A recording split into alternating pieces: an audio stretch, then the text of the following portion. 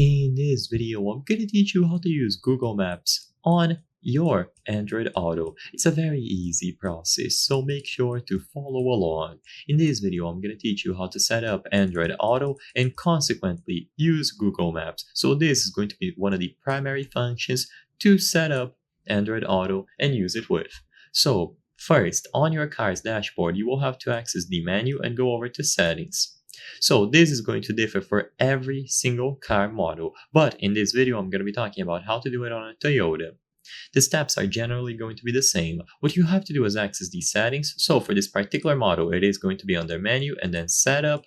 And under the settings, on the general category, there will be an option related to projection settings. And in here, you can enable Android Auto. Like I said before, if you have a different car model, car year, it is going to differ slightly, but generally it is the same approach. You go into the settings and you find something related to enabling Android Auto. Once Android Auto has been enabled, you need to connect your phone to your car. This will be primarily done by using a USB cable. So you find a USB port and you plug one end of a cable into your phone and the other one into your car. You can also connect it wirelessly through something like Bluetooth, but I'm not going to go too in-depth about that in this video. So once your phone is connected to your car, you have to access the projection settings. But in order for projection to detect Android Auto, make sure that it is enabled on your device, so download Android Auto from the Play Store. Once you have Android Auto downloaded, you will see that the projection option should automatically switch into Android Auto.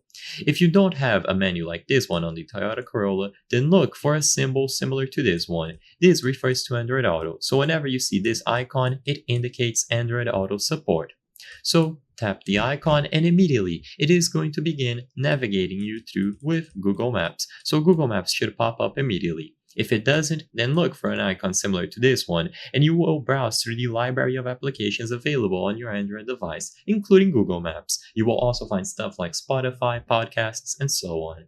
I hope I was able to help you. If this video helped you use Google Maps through Android Auto, consider subscribing. As you can see, 83% of the people watching our videos are not subscribed. So if you subscribe, you can help us from the channel achieve higher quality solutions and videos for you. Thank you for watching, and I'll see you on the next one.